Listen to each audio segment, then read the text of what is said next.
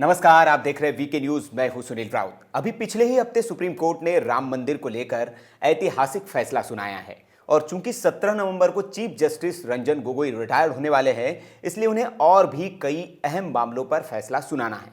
RTI के दायरे में सुप्रीम कोर्ट आए या नहीं, इस पर भी कल ही फैसला सुनाया गया। अब बचे 3 बड़े मामलों पर आज सुप्रीम कोर्ट अपना फैसला सुनाएगा। इन 3 मामलों में पहला मामला है राफेल लड़ाकू विमान सौदे से जुड़ा केस। चुनाव के दौरान राफेल सौदे में धांधली को लेकर कांग्रेस ने बड़ा मुद्दा बनाया था। हालांकि जनता के दरबार में कांग्रेस के इस मुद्दे को नकार दिया गया, लेकिन कोर्ट में इसको लेकर सुनवाई हुई और उसी पर आज फैसला सुनाया जाएगा।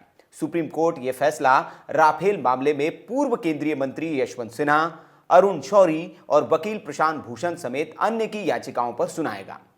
इन याचिकाओं में पिछले साल 14 दिसंबर 2018 के उस फैसले पर पुनर्विचार की मांग की गई है, जिसमें फ्रांस की कंपनी दसॉल्ट से 36 लड़ाकू विमान खरीदने के केंद्र के राफेल सौदे को क्लीन चिट दी गई थी। सुप्रीम कोर्ट के प्रधान न्यायाधीश रंजन गोगोई, न्यायमूर्ति एस.के. कौल और न्यायमूर्ति के.एम. जोसेफ की पीठ राजनीतिक रूप से संवेदनशील इस मामले पर फैसला सुनाएगी। 14 दिसंबर 2018 को शीर्ष अदालत ने 58,000 करोड़ के समझौते में कथित अनियमितताओं के खिलाफ जांच की मांग कर रही याचिकाओं को खारिज कर दिया था। दूसरा सबसे बड़ा और धार्मिक मुद्दा है सबरीमाला में महिलाओं के प्रवेश को लेकर। सुप्रीम कोर्ट के इस फैसले के खिलाफ दायर रिव्यू पिटीशन पर सुप्रीम कोर्ट फैसला सुनाएगा। इसके बाद इसके खिलाफ रिव्यू पिटीशन दाखिल की गई थी। इस याचिका में सबरीमाला मंदिर में सभी आयु वर्ग की महिलाओं के प्रवेश को अनुमति देने वाले अपने आदेश पर पुनर्विचार करने की मांग की गई है। सबरीमाला मंदिर मामले में सुप्रीम कोर्ट में 56 पुनर्विचार याचिकाएं, 4 ताजा रिट याचिकाएं और मामला स्थानांतरित करने संबंधित 5 याचिकाओं समेत कुल 65 याचिकाएं लगी हैं, जिस पर सुनवाई पूरी हो चुकी है और फैसला सुनाया जाना है। ये याचिकाएं सुप्रीम कोर्ट के उस फैसले के बाद दायर की गई थी, जिसमें सबरीमाला में सभी उम्र की महिलाओं को प्रवेश देने संबंधी आदेश सुप्रीम कोर्ट ने राज्य सरकार को दिया था।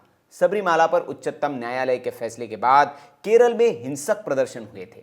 प्रधान न्यायाधीश रंजन गोगोई की अध्यक्षता वाली 5 सदस्यीय संविधान पीठ ने 28 सितंबर 2018 के उसके फैसले पर पुनर्विचार करने की मांग करने वाली याचिकाओं पर सुनवाई करने के बाद 6 फरवरी को अपना फैसला सुरक्षित रख लिया था। इस पीठ में न्यायमूर्ति R.F. नरीमन, न्यायमूर्ति A.M. खानविलकर, न्यायमूर्ति D.Y. चंद्रचूड़ और न्यायमूर्ति इंदु मल्होत्रा शामिल है। शीर्ष न्यायाधीश ने 4-1 के बहुमत से 28 सितंबर 2018 को दिए फैसले में केरल के मशहूर अयप्पा मंदिर में 10 से 50 वर्ष की आयु की महिलाओं और लड़कियों के प्रवेश पर लगी रोक को हटा दिया था और कहा था कि हिंदू धर्म की सदियों पुरानी ये परंपरा गैर कानूनी और असंवैधानिक है। 5 सदस्यीय संविधान पीठ ने खुली अदालत में याचिकाओं पर सुनवाई की थी और पक्षकारों को सुनने के बाद अपना फैसला सुरक्षित रख लिया था। इसके अलावा राहुल गांधी मामले पर भी आज ही फैसला आना है। कांग्रेस के पूर्व अध्यक्ष राहुल गांधी के खिलाफ यह याचिका बीजेपी नेता मीनाक्षी लेखी ने दायर की है, जिसमें आरोप है कि राहुल गांधी ने कहा है कि सुप्रीम कोर्ट ने माना है कि चौकीदार चोर है। मीनाक्षी लेखी ने आरोप लगाया था कि राहुल गांधी ने सुप्रीम कोर्ट के बयानों को राजनीति से जोड़ दिया है। इस मामले में राहुल गांधी की ओर से सुप्रीम कोर्ट में माफीनामा भी दायर किया गया था, लेकिन अदालत की ओर से उन्हें कोई राहत नहीं मिली थी। आज इस मामले पर सुप्रीम कोर्ट क्या फैसला सुनाता है, ये देखना दिलचस्प होगा। तो हमें भी इंतजार रहेगा इन फैसलों का। जैसे ही फैसले आएंगे आपको इससे भी अपडेट कराएंगे। तब तक के लिए आप देखते रहिए वीके न्यूज और फैसलों से जुड़े अपडेट के लिए चैनल को सब्सक्राइब कर लीजिए। नमस्कार।